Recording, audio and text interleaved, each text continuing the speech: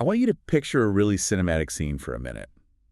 It's 1984. Okay, setting the stage. I like it. Right. So there's this 37-year-old man standing an incredible 7'2", and he gracefully lofts a basketball over his head in this sweeping, just utterly unblockable arc. The famous skyhook. Exactly, the skyhook. And as it drops through the net, he breaks the all-time scoring record in professional basketball. It is this moment of pure, undisputed athletic majesty. But, and here's the twist, this same man trained in martial arts with Bruce Lee. Yeah, which is just wild to think about. Right. He wrote Sherlock Holmes novels, he boycotted the Olympics for civil rights, and he even moonlighted as an airline co-pilot named Roger Murdoch in the comedy classic Airplane. I mean, it's a resume that just completely defies every single box society tries to put professional athletes into. It really does. Like, when you look at the entirety of his life, basketball is really just his day job. A day job he happened to be, arguably the best in the world at, but still, just one facet of a deeply complex person. Yeah, absolutely. And that is exactly why today we are taking a massive biographical source on the life of Kareem Abdul-Jabbar and doing a deep dive into it just for you. And our mission here isn't just to, recite a boring list of basketball statistics. No, not at all. We want to trace the journey of this introverted, oversized kid from Harlem who basically weaponized his intellect to become a global cultural icon. I mean, I like to think of Kareem's extreme height almost like a superhero origin story. Oh, that's an interesting way to look at it. Yeah, because it was this physical trait that made him entirely different from everyone else. It made him a target. It brought him deep depression early on, but he had to learn to master it, right? Both physically and psychologically, just to survive in the world. Yeah, and to really understand the guarded, highly intellectual man he became, we have to look at how the world treated him before he ever even picked up a basketball. Right. So he was born Ferdinand Louis Elsendorf Jr. in Harlem, New York, and he was massive from day one. I mean, at birth, he weighed 12 pounds, 11 ounces. Oh, my God. Yeah, and he was 22.5 inches long. That is, imagine being expected to act like a grown man when you're literally still playing with toys. Because by the time he was 9 years old, he was already 5'8". 5'8" at 9, and people stared. Just constantly. Oh, I can't imagine. The sources we're looking at note that as a teenager, he suffered from profound depression, specifically because of the suffocating public scrutiny and, the relentless comments about his height. Kids can be brutal, and adults too, honestly. Exactly. And by 8th grade, he was 6'8" and could already dunk a basketball. At 8th grade? Yeah. So he's thrust into this intense spotlight at Power Memorial Academy, which is a Catholic high school in New York. And he led his team to a staggering 71-game winning streak. 71 games.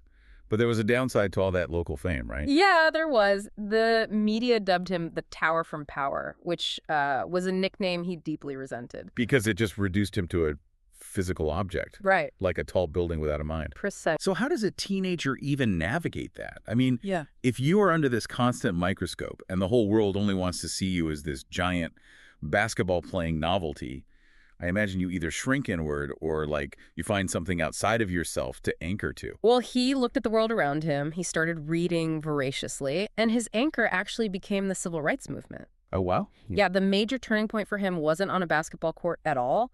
It was the 1964 Harlem riots. Right, which were a huge deal. Right. Those riots were triggered by a white police officer fatally shooting a 15-year-old black boy named James Powell. And young Lou Alcindor was actually writing for a Harlem Youth Action Project newspaper at the time. I didn't know that. So he was covering it as a journalist. Basically, yeah. Covering that event just completely awakened his political consciousness. He decided right then, in his own words, to be Black Rage personified, Black Power in the flesh. That's incredibly powerful. I mean, he's carrying the weight of being a national sports phenomenon, and suddenly he's carrying this profound awareness of systemic racism, too. Exactly. He must have realized how conditional the public's love for him was. As long as he was scoring points, they cheered. But outside the gym, he was just another black kid in a fractured America. And that realization was really cemented when his own high school coach, a man he had won all those games for, called him a racial slur during a moment of frustration. Oh, man. That is just devastating. It permanently fractured their relationship. It showed him, in the starkest terms possible, that his humanity was secondary to his utility on the court. I assume that kind of betrayal just hardens a person? Does he just bottle that up and take it out on his opponents on the basketball court? He takes it out on the entire establishment, honestly. When he arrives at UCLA in the fall of 1965, he brings this deeply ingrained desire to control his own narrative and fight systemic oppression. Okay, so how does that play out at UCLA? Well, he starts by literally breaking the rules of the sport. Literally. Literally. So at the time, college basketball rules stated that freshmen were not allowed to play on the varsity team. Right, that was the standard back then. Yeah. So, for the inaugural game at their brand new arena, Pauley Pavilion, they held an exhibition match. It was the freshman team against the varsity team. And just to set the stage for you listening, that varsity team was not a group of scrubs. They were the #1 ranked team in the entire country and the two-time defending national champions. And the freshmen dismantled them, 75-60. Wait, a bunch of freshmen beat the defending national champs by 15 points? Yes. Led by an 18-year-old Lou Alcindor, who dropped 31 points and 21 rebounds on them. That's insane. The press the next day actually joked that the varsity team was only the second-best team on their own campus. I bet the varsity guys loved that. Oh, I'm sure. But once he officially joined the varsity squad the next year, he was so utterly dominant that the NCAA panicked. They banned the slam dunk in college basketball entirely, purely to try and stop him. The entire sport banned the dunk, just for one guy. Yep. Critics called it the Alcindor rule. It's like a baseball league banning of pitchers. Fastball. Yeah, banning his fastball because he throws too hard. It's an artificial constraint meant to hold him back, but it accidentally forces him to develop a devastating curveball. That's a great analogy, because by banning the dunk, the NCAA basically forced him to perfect the skyhook, which was a shot he'd actually been tinkering with since the 5th grade. Okay, so the dunk is banned. How does the skyhook become this unstoppable weapon? Well, the mechanics of it are what made it so deadly. His college coach, the legendary John Wooden, advised him to stop using the traditional sweeping motion of a normal hook shot. Right, so it wouldn't get blocked from behind by a trailing defender. Exactly. Instead, he learned to keep the ball close to his body, step away from the defender, extend his arm fully, and release the ball at the highest possible point. And since his massive frame was between the defender and the ball, and he's releasing it from an impossible height, you just can't block it. It became the most unblockable shot in the history of the sport. So the NCAA tried to neutralize him, and instead they helped him forge an unstoppable technique. That backfired spectacularly for them. And while he was perfecting this weapon, he was also making massive political statements off the court. Like, in 1968, he boycotted the U.S. Olympic team. He did. The U.S. team actually went on to win gold, but he completely refused to participate. Yeah, and based purely on his lived experience and his political awakening in Harlem, he stated that he was trying to point out the futility of winning a gold medal for a country only to come back home and live under oppression. Right, making a clear stance. And that same year, he converted to Sunni Islam. He viewed it as latching onto his true heritage, acknowledging that many enslaved people brought to America were Muslims. And this was a distinct choice, right? Choosing Sunni Islam over the Nation of Islam, which was highly prominent among other black athletes at the time. Very much so. It was a deeply personal theological decision for him based on his own research and beliefs. It really shows he's completely uncompromising in his beliefs. So, having conquered the college game on his own terms, winning 3 straight national titles, I should add, he enters the professional ranks with an incredibly firm understanding of his moral and financial worth. Oh, absolutely. So in 1969, he was drafted #1 overall by the Milwaukee Bucks of the NBA. But he was also drafted #1 by the New York Nets of the rival ABA. Okay, so he's got options. Big options. The Nets actually offered him way more money, a guaranteed $3.25 million compared to the Bucks' $1.4 million. Wait, I have to assume he was holding out for some enormous shoe deal or demanding an ownership stake in the Bucks to make up the difference. Why would a rookie walk away from almost $2 million extra in 1969? You'd think so, right? Considering how modern athletes leverage bidding wars. But no, it was purely a matter of principle. Principle. Yeah. He had told both teams to give him their one absolute best offer, and he would make a decision based on that. Oh, I see where this is going. The Nets thought they were dealing with a typical rookie and tried to lowball him initially. So when he picked the Bucks, based on their honest initial offer, the Nets panicked and suddenly threw that massive $3.25 million number at him. And he turned it down. He refused it. He said participating in a bidding war after setting his terms would have degraded the representatives. Wow. He gave his word, he set his boundaries, and he stuck to them. That is just wild integrity. I mean, He goes to Milwaukee, leads them to a championship in his second year, wins the MVP, and then the day after the finals, he publicly announces he is taking the name Kareem Abdul-Jabbar. Right. Which means noble one, servant of the Almighty. And as you can imagine, in 1971, a dominant black athlete changing his name to a Muslim name eroded his public image significantly in many areas of the country. Definitely. And physically, the pro game was just brutal on him. I mean, he suffered from a scratched cornea because opposing players were constantly swiping at his face to stop him. Oh, is that why he started wearing those iconic goggles? That's exactly why. He also broke his hand twice by punching things. Wait, punching what?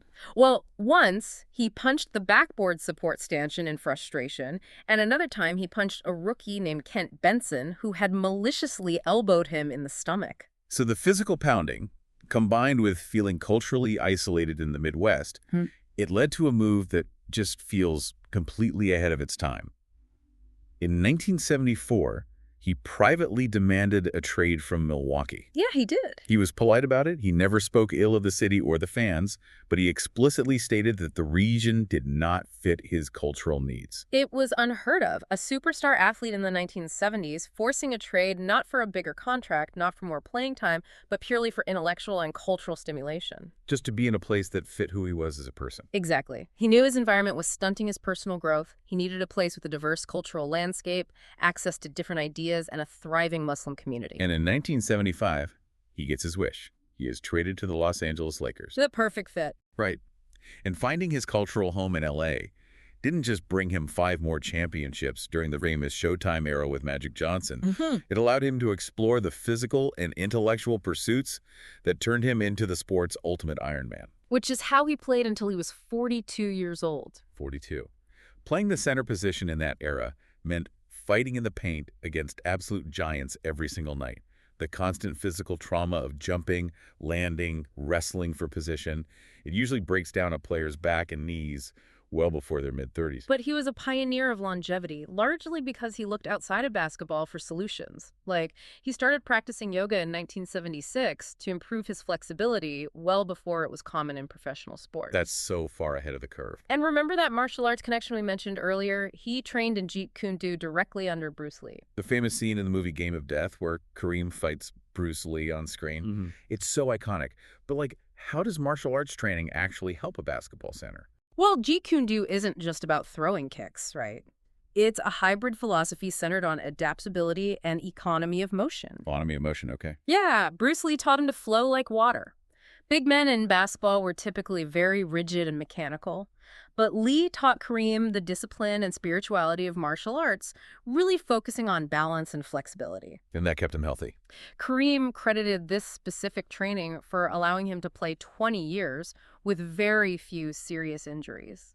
He also adapted how he played on the court to conserve his energy. Like, sometimes he would be the last player to run up the court on offense, lagging behind the fast break by a few seconds. Critics used to call him lazy for doing that. Oh, constantly. But if you look at the mechanics of an 82-game season, it's actually like a veteran chess master managing the game clock. He knew he had to anchor the team defensively and carry the offensive load in the fourth quarter. Exactly. So he wasn't being lazy by walking up the court. He was ruthlessly efficient. He was saving his energy for exactly when he was most needed. And he was fully aware of that criticism, too. He actually spoofed it in the 1980 comedy movie Airplane. I love this scene. He plays Roger Murdoch, an airline co-pilot, and this little boy comes into the cockpit, recognizes him as Kareem, and says, "My dad says you don't work hard enough on defense." And Kareem just loses it. He completely breaks character. He grabs the kid by the shirt and yells that he's been busting his buns every night since UCLA. And he tells the kid's dad to try dragging Bill Walton up and down the court for 48 minutes. It's hilarious, but it really captures his genuine frustration with how the public perceived his calculated efficiency. Yeah, and despite his absolute brilliance, his protective emotional armor caused the public, and especially the media, to fundamentally misunderstand him for much of his career. Right. He developed a reputation early on for being sullen and aloof, didn't he? He did. He was highly suspicious of the media, dating back to his time as a teenager in Harlem. The sources mention one instance where he literally read a newspaper through an entire interview. Just ignored the reporter entirely. Yeah, completely ignored them. He refused to play the game of being the grinning, accessible superstar. He later admitted that he was way too suspicious, and that he paid a heavy price for it. But, let's be fair to the fans and the media for a second. If you are getting paid millions of dollars to be a public entertainer, don't you owe the media and the fans at least a little bit of accessibility? Isn't that part of the job description? Well, that is certainly the modern expectation. But Kareem viewed his job strictly as playing basketball. He didn't see himself as an entertainer. He saw himself as an athlete and a citizen. So he was just guarding his privacy. He put up those boundaries to protect his peace and his intellectual life. The price he paid, however, came due when he retired. Because he wanted to coach, right? Yeah. He wanted to get into coaching, but he really struggled to get head coaching jobs in the professional ranks or even college. Executives perceived him as too difficult or surly, largely because of the walls he had built decades earlier. Is it possible the sports world entirely failed Kareem? I mean, fans wanted a smiling, simple performer. But Kareem was a deeply serious historian and an activist who just happened to be 7'2" and incredibly good at putting a ball in a hoop.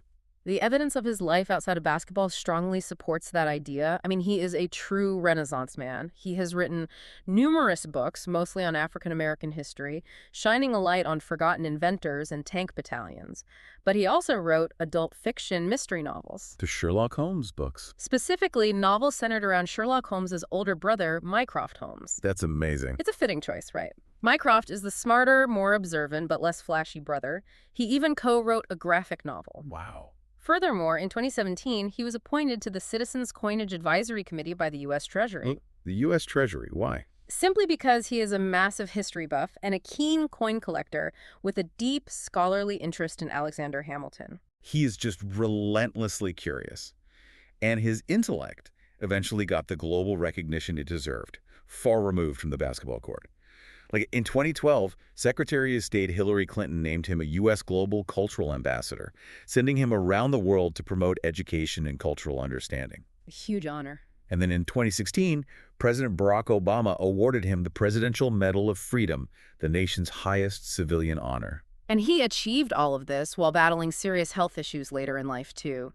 He was diagnosed with a form of leukemia in 2008, which he successfully managed. He underwent quadruple bypass surgery, and he successfully battled prostate cancer. It's just one thing after another. But rather than retreating from the public eye during those health crises, he took those challenges and used his platform to become a vocal public advocate for health awareness, particularly in marginalized communities. So if we look back at the scope of this deep dive, yes, Kareem Abdul-Jabbar scored 38,387 points. He won 6 MVP awards and 6 championships. But his true triumph was surviving the blinding spotlight of American fame without ever compromising his intellect, his religion, or his dignity. He built a life that was entirely of his own design, refusing at every turn to be reduced to just a physical spectacle that could play a sport. We so often praise athletes who transcend their sports. But Kareem Abdul-Jabbar didn't transcend basketball. He used it as a Trojan horse.